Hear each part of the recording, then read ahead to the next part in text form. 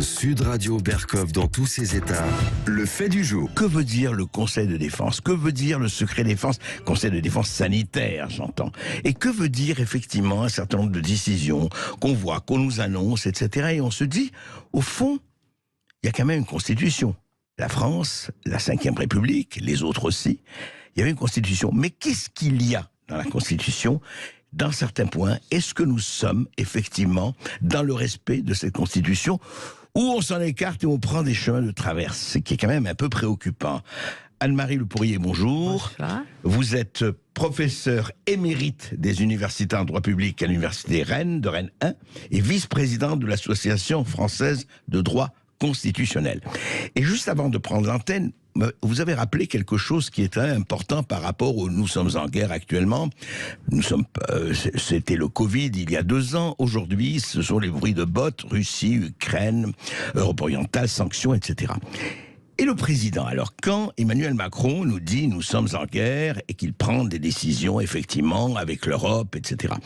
Est-ce que militairement, parce qu'on le dit toujours, le militaire, c'est le domaine réservé du président. Anne-Marie Lepourrier, est-ce que c'est le cas, constitutionnellement ?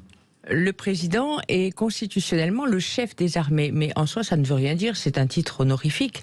Le président de la 4e République, Auriol et Coty étaient aussi chefs des armées. Hein. Bon, les monarques constitutionnels sont chefs des armées, la reine d'Angleterre est chef des armées. Or, c'est pas elle qui décide. Évidemment, l'article 21 de notre Constitution, et c'est celui-là qui est important en l'occurrence, vous explique que le Premier ministre est responsable de la défense nationale. Or, le Premier ministre, c'est le chef du gouvernement, et ce gouvernement lui-même est responsable devant l'Assemblée nationale. Donc c'est normalement à Matignon que ça se passe.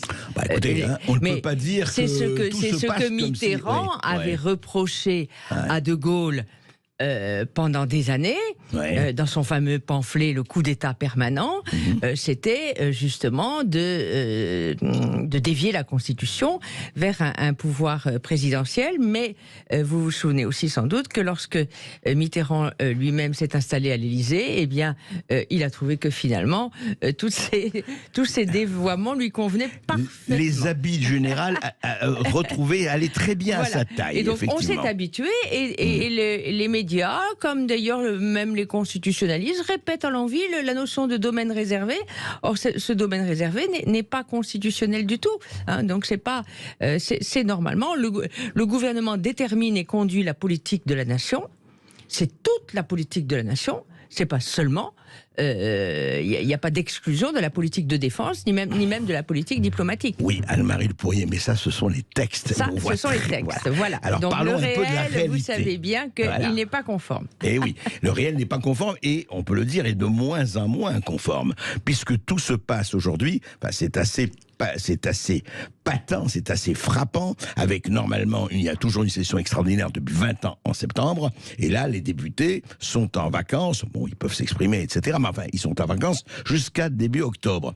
Est-ce que ça veut dire, Anne-Marie Lepourrier, que cette fameuse démocratie des 3 pouvoirs ou des contre-pouvoirs, chère à Montesquieu et chère à beaucoup de ses successeurs, est-ce qu'elle est aujourd'hui une espèce de, je dirais pas de fake news, mais de trompe-l'œil?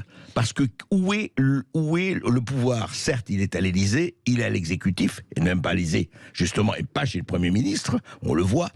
Et est-ce qu'il y a des contre-pouvoirs aujourd'hui? Alors, soyons honnêtes, objectivement, la Constitution de 58, celle du général de Gaulle, est une constitution césariste.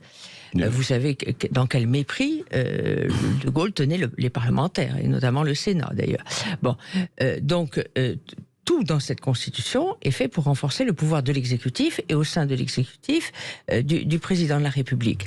Alors, mais sur l'aspect démocratique, il y avait quelque chose qui était sauf chez De Gaulle, c'était que il se privait du Parlement, mais parce que lui avait une relation avec le peuple qui était particulière.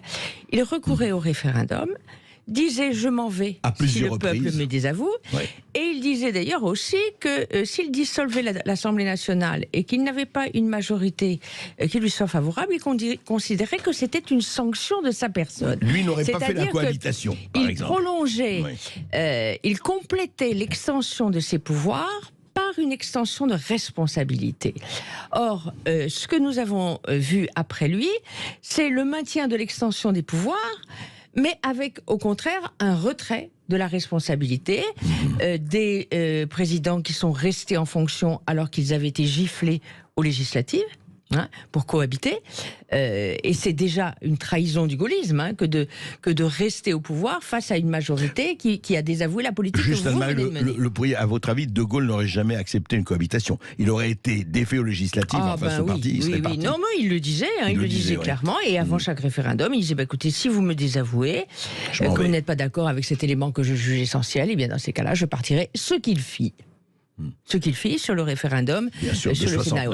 Donc il y avait, si vous voulez, une légitimité, une recherche de légitimité de la part de Gaulle en permanence, que nous n'avons plus ici, où il ne s'agit plus que le but, mais les élites sont pour ça, et je peux vous dire que même dans les facultés de droit, il se dit des drôles de choses. C'est-à-dire que le but aujourd'hui, c'est, par tous les moyens, d'éviter la démocratie, d'éviter le suffrage universel.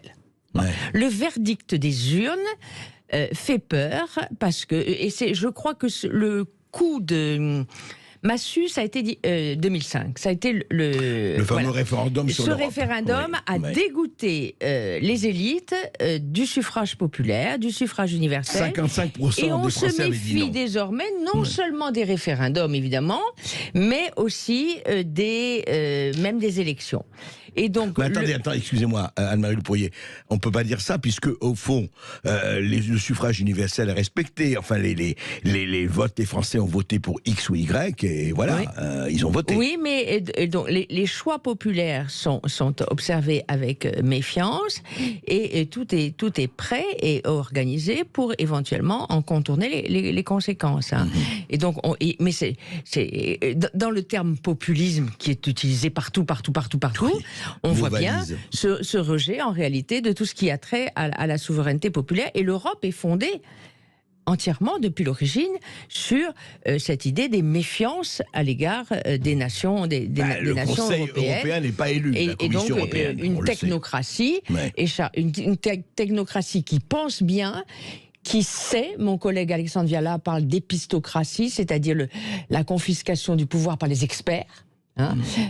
Donc, il s'agit de faire confisquer le pouvoir populaire par des experts, le marché, et les juges, bien sûr, qui ont depuis pris le pouvoir. Donc, ça n'a rien d'étonnant. Et ces conventions citoyennes, j'ai eu l'occasion de le dire, toute cette mode bizarre de coller l'adjectif citoyen à n'importe quoi, pour des gens...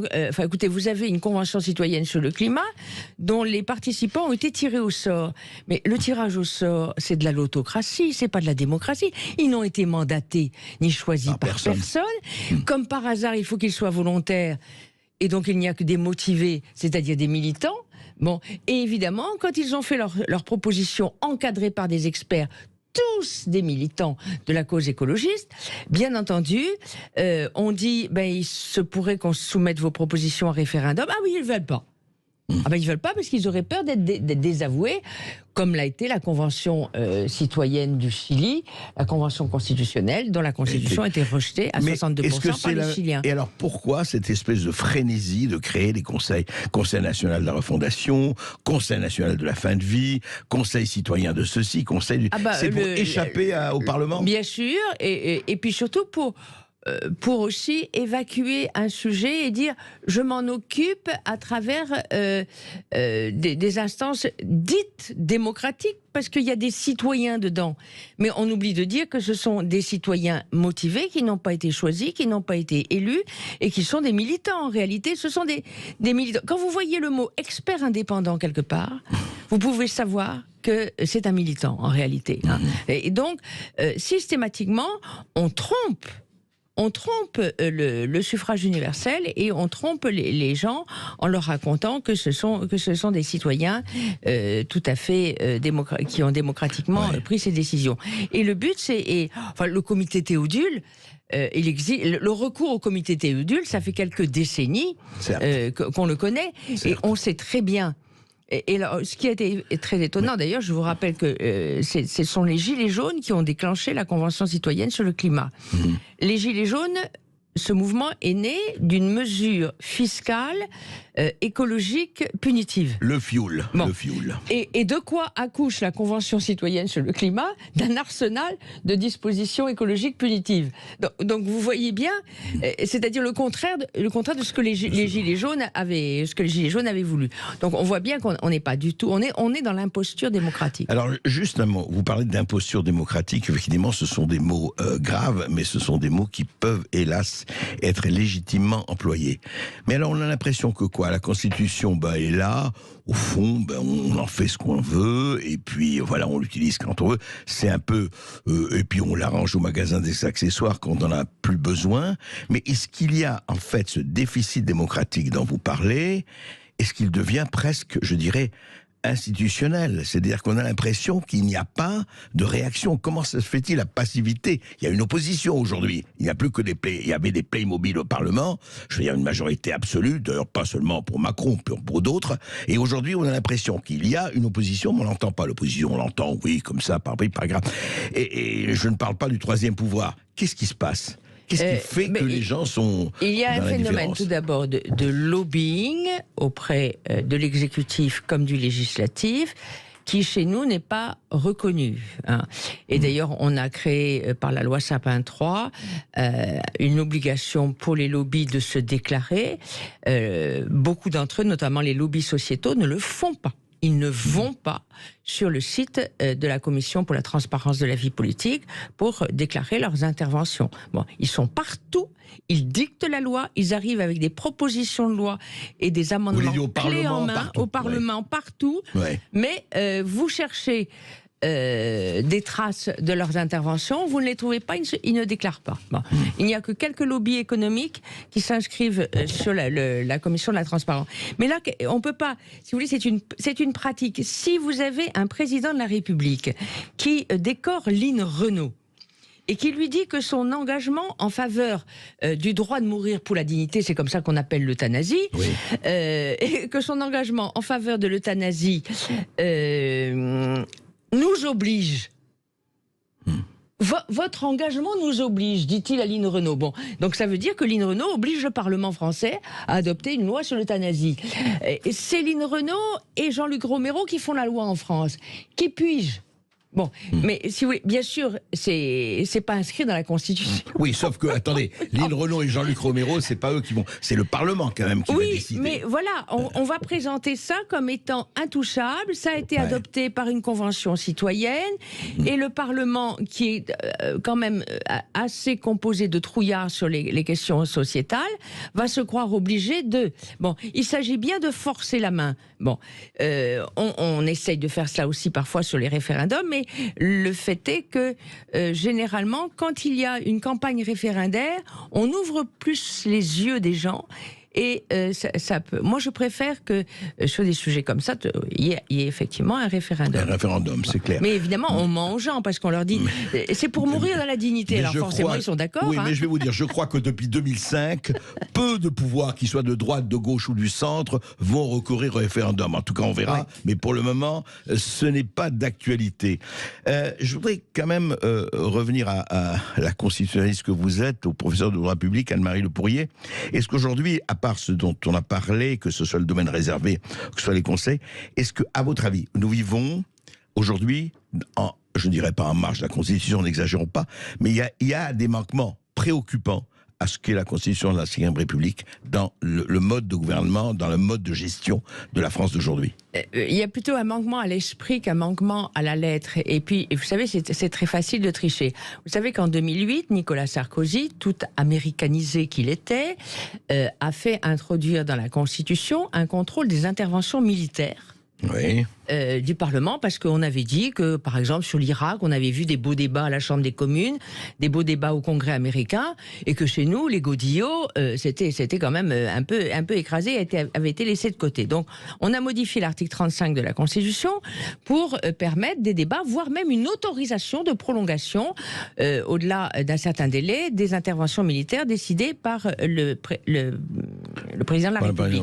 Le problème, c'est que si vous dites « Ah mais non, nous ne sommes pas co-belligérants, nous n'intervenons pas militairement, nous ne faisons qu'apporter d'une aide ou prendre des sanctions.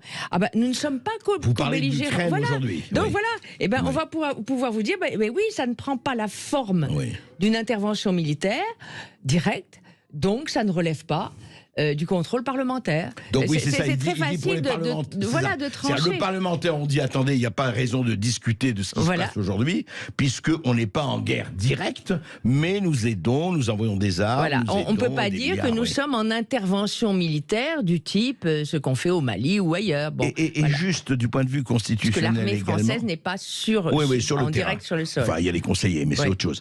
Mais sur la Constitution, encore une fois, est-ce que effectivement comment dirais-je, cette espèce d'absence comme ça de débat qui sont tournés vers les conseils citoyens, etc.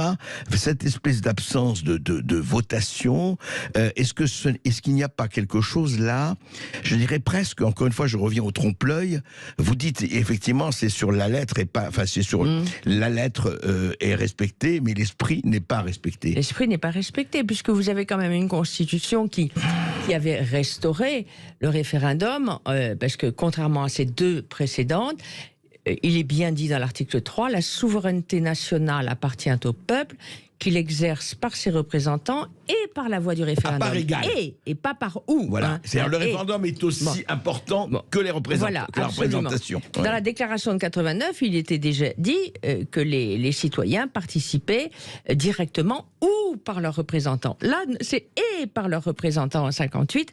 Donc, on sait qu'on doit à René Capitan, un juriste très attaché à la souveraineté populaire, le fait d'avoir réintroduit les mécanismes référendaires dans la Constitution de 58.